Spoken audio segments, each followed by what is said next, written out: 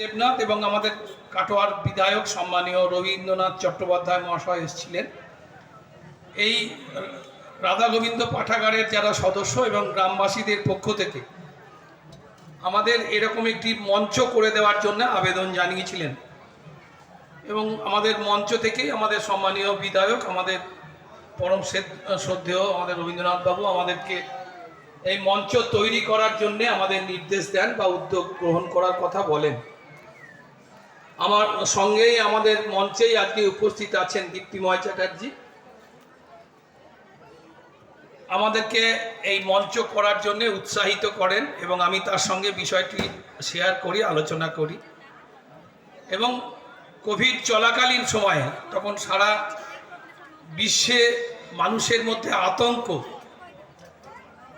আমরা ভয় পাইনি এবং আমি খুব ভালো লাগে যে স্মৃতিগুলো আমার খুব অনুগত এবং আমার খুবই ভাতৃপ্রতিম দীপ্তিময়। কোভিডের মধ্যেও এখানে এসে আমাদের এখানকারই ছেলে, গ্রামেরই ছেলে মানুষ কম্পিটিশন দিয়ে 29% প্রতিযোগিতাতে মানে লেস অ্যামাউন্টে কাজটি করতে শুরু করে। লেবার পাওয়া যায় না, কাজ এগুচ্ছে না। প্রতিদিন সকালে এসে সেই কাজ আবার শুরু করে আজকে পূর্ণাঙ্গ এই স্টেজে আমরা বক্তব্য রাখছি।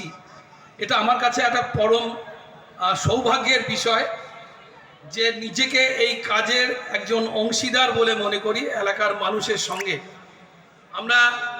আমি কাটোয়ার সম্মানীয় মহকুমা শাসক এসেছিলেন কিছুদিন আগে, আমি একটা অন্য কাজে ছিলাম, আমার ভাতৃপ্রতিম চিরু আমাকে বলল, কাছাকাছি ছিলাম, যে দাদা তুমি একবার এসো, মহকুমা শাসক এসছে। আজকেও আমরা এই অনুষ্ঠানে আসার আগে আপনারা জানেন যে অগ্রদ্বীপের গোপীনাথের যে দোল মেলা, বারুণী মেলা যেটা বলে, সেই মেলার উদ্বোধন আমাদের প্রস্তুতি হচ্ছিল। মহকুমা শাসক, আমাদের বিডিও সাহেব, পঞ্চায়েত সমিতির সভাপতি, যারা কাটোয়া মহকুমার পুলিশ প্রশাসন, তাদের সঙ্গে বৈঠক চলছিল।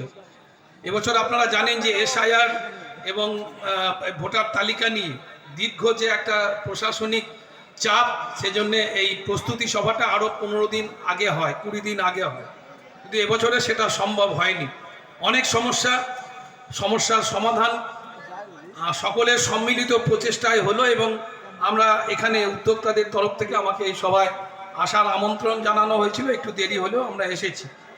এসেও দেখলাম যে আমাদের এখানকারই, আমাদের পাশেরই একটি স্কুলের যিনি কর্ণধার, তিনি অনেক সেবামূলক কার্যের সঙ্গে যুক্ত থাকেন, আমাদের অমরচাঁদ কুণ্ডু এবং আমাদের বিনোদ আগরওয়াল, আমাদের এলাকারই বিভিন্ন সামাজিক কাজে তারা সাহায্য করেন এবং এই জগদানন্দপুরের দোল মেলাতেও তারা এসেছিলেন। প্রত্যেককেই আমরা তাদের প্রতি আমরা কৃতজ্ঞতা জানাই। এবং আমাদের এই কাটোয়া মহকুমায় আমাদের এই জগদানন্দপুর রাধা গোবিন্দ মন্দির, অগ্রদ্বীপের গোপীনাথ মন্দির, শ্রীবাটিতে চন্দ্রদেব টোড়াকাটা মন্দির, কেশব ভারতীর হচ্ছে আপনার আউড়িয়াতে তার জন্মস্থান, এখানে তিনি দীক্ষা নিয়েছিলেন। কাটোয়া গৌরাঙ্গ বাড়িতে তিনি দীক্ষা নিয়েছিলেন কেশব ভারতী। এবং এই যে এবং আমাদের অট্টহাস, এই যে কাটোয়া মহকুমায় একটা সার্কিট ট্যুরিজম, অর্থাৎ একটা গুচ্ছ আমাদের পর্যটকের একটা যে কেন্দ্র করার জন্য আমরা চেষ্টায় আছি।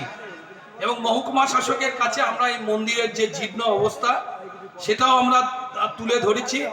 আমি এই এলাকার আমাদের এই ক্লাবের বা এই মন্দিরের যারা শুভাকাঙ্ক্ষী, তাদের কাছে অনুরোধ করব যে আগামী সোম মঙ্গলবার আমাদের এই দুদিনের মধ্যে একটা গণস্বাক্ষর সম্বলিত একটা আবেদনপত্র আমরা সোম মঙ্গলবারে মহকুমা শাসকের কাছে এবং বিডিওর কাছে আমরা মহকুমা শাসকের সঙ্গে দেখা করে জমা দিতে চাই। আপনারা এ বিষয়ে উদ্যোগ নিন।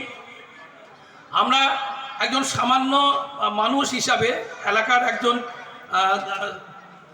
সাধারণ মানুষ হিসাবে, আমি গ্রাম পঞ্চায়েতের প্রধান হিসাবে এই মঞ্চ 2021 সালে উদ্বোধন করেছি। আজকে 2026 সাল, আমরা সেই মঞ্চ থেকেই এই রাধাকৃষ্ণের এই যে অনুষ্ঠান দোল মেলার, আজকে খুব সুন্দর অনুষ্ঠান হলো দুস্থ ছাত্রছাত্রীদের সহায়তা প্রদান। এ ধরনের অনুষ্ঠান হলে আমাদের গর্বিত মনে করছি এবং ধন্য মনে করছি, এবং আমরা চেষ্টা করব আমরা দান, আপনারা জানেন তো স্বেচ্ছায় রক্তদান করি। দান করলে যে সেই রক্ত দাতা যে ফিরে পাবে এমন নয়, কিন্তু সাধারণ মানুষ হিসাবে আমরা ওবেলায় আমরা সকালের দিকে আমি মানুষকে সঙ্গে নিয়ে, আমাদের অযোধ্যাকে সঙ্গে নিয়ে আমি জগদানন্দপুর প্রাথমিক বিদ্যালয়ে গেছিলাম। আমাদের মহকুমা শাসকের প্রচেষ্টায় জগদানন্দপুরের প্রাথমিক বিদ্যালয়ে